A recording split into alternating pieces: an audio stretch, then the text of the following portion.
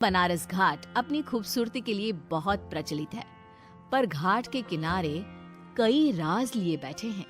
ये कहानी शुरू होती है बनारस के घाट के पास बने ममता निवास से, जहाँ प्रिया लाल जोड़े में ममता के घर उसकी बहू बनकर आती है। आओ आओ बहू, घर को अपने पैरों से पवित्र करो।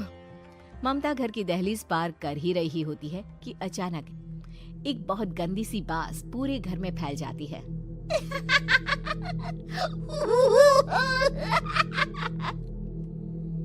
ये बदबू और ये आवाजें, ये कौन हंस रहा है माँ? अब ये पड़ोसी ना हमारे थोड़े अलग से है। कहाँ हम शाकाहारी और ये मांस मच्छी खाने वाले। छोड़, तू ध्यान मत दे और गृह प्रवेश कर। और हाँ बहू, अपनी सास की एक बात हमेशा याद रखना, इन पड़ोसियों से तो कभी बात नहीं करेगी। अच्छे लोग नहीं है ये। अपनी सास की ये बात मानेगी ना बेटा? हाँ माँ, जो आपकी मर्जी, मैं उनसे बात नहीं करूंगी। अगले दिन प्रिया अपनी पहली रसोई बनाने रसोई घर में जाती है। ये छोकी बात तो नाक में जा रही है। एक काम करती हूँ, खिड़की खोल देती हूँ। प्रिया खिड़की खोलने जाती है। इतने जाले, लगता है इस खिड़की को कभी खोला ही नहीं गया। पर ऐसा क्यों? ओह, नॉन वेज की स्मेल आती होगी ना। 2 मिनट के लिए खोल लेती हूँ, फिर बंद कर दूंगी। प्रिया खिड़की खोलती है। खिड़की खोलते ही उसकी नजर सामने वाले घर की खिड़की पर पड़ती है, जहाँ एक लड़की खड़ी होती है। हाथों में मेहंदी, लाल रंग की साड़ी, बिल्कुल सजी धजी, मानो प्रिया की तरह ही वो भी नई नवेली बहू हो। वो प्रिया को देखकर मुस्कुराती है। हे भगवान, माँ ने तो इनसे बात करने को मना किया था। प्रिया फौरन ही खिड़की बंद कर देती है और तवे पर चढ़े रोटी की ओर देखने लगती है, पर वहाँ रोटी न होकर मछली पड़ी होती है। ये क्या? पहली ही रसोई में इतनी बड़ी गलती। हे भगवान, अब मैं क्या करूं? प्रिया बहुत डर जाती है और फौरन रसोई की सफाई करने और फिर सभी के लिए खाना बनाने लग जाती है। जब वो सबको खाना परोसती है, सब तो ठीक है, मैं बेकार में चिंता कर रही थी। हे भगवान, ऐसे ही बस अपनी कृपा बनाए रखना। रात के वक्त जब सब सो रहे होते हैं, तब प्रिया को पायल की आवाज सुनाई देती है, जिससे उसकी आंख खुल जाती है। ये पायल की आवाज कहाँ से आ रही है? प्रिया उठकर उस आवाज के पीछे छत की सीढ़ियों तक जाती है। तभी उसे बच्चे के रोने की आवाज आती है। प्रिया छत पर जाती है तो क्या देखती है? वही लाल साड़ी वाली लड़की अपनी गोद में एक नवजात बच्चे को घुमा घुमा कर सुला रही है। तभी प्रिया की नजर उसके पेट पर पड़ती है। ओह गॉड, ये तो प्रेग्नेंट भी है। सुनिए, बच्चा सो नहीं रहा है क्या? मैं कुछ मदद करूं?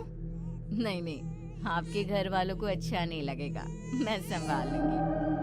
स्नेहा की गोद से बच्चा हाथ मारकर प्रिया की गोद में आने को छटपटाने लगता है। दोनों घर अगल बगल में बने होने के कारण प्रिया उस बच्चे को गोद में ले लेती है।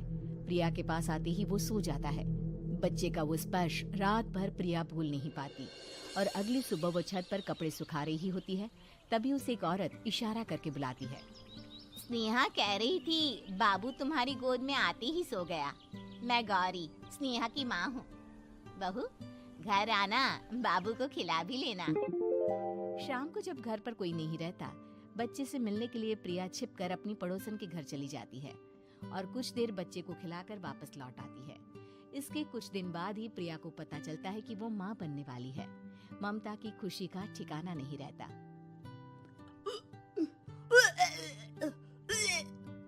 माँ जी, पता नहीं क्यों उल्टी आ रही है।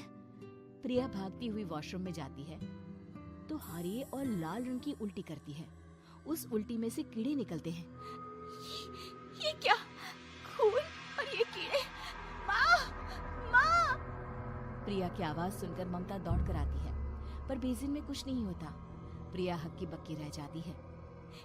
ये सब क्या हो रहा है? प्रिया घबरा जाती है और अपने कमरे में जाकर सो जाती है। डर के कारण वो इतनी थक जाती है कि उसकी आंख लग जाती है। तब उसे ऐसा लगता है उसके पेट पर मानो कोई बैठा हुआ हो। कौन हो? प्रिया के पेट पर एक 5 महीने की बच्ची बैठी हुई थी, जो बुरी तरह जली हुई थी। माँ, तुम ही मुझे लाई ना अपने पेट में? मैं तुम्हारी माँ नहीं हूँ। कौन हो तुम? माँ, देखो मैं जल गई बुरी तरह से। 6 महीने पेट में रहने को भी मुझे नहीं मिला। सहला दो ना माँ। बचाओ, बचाओ, माँ। ममता दौड़कर कमरे में आती है। प्रिया की बातें सुनकर वो सब समझ जाती है। तू कहीं बगल वाले घर में तो नहीं जाकर आई ना बहू?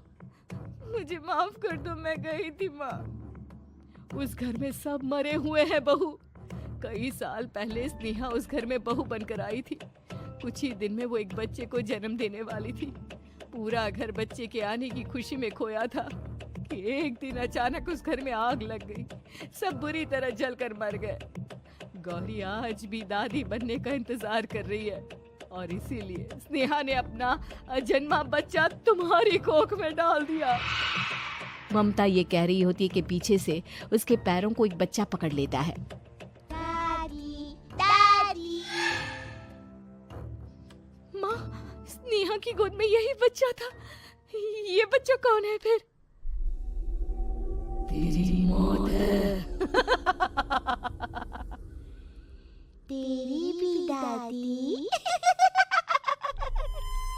जिस चीज का ममता को डर था वही हो गया।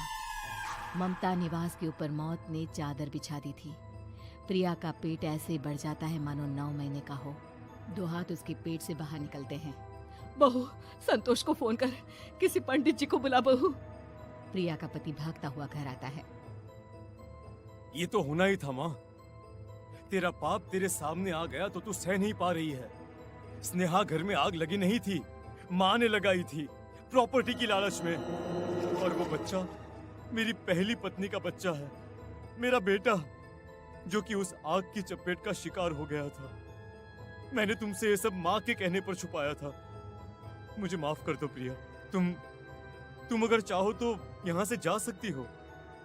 मैं तुम्हें किसी भी बंधन में रखना नहीं चाहता। मेरी शादी हुई है आपसे, मैं आपको छोड़ नहीं सकती।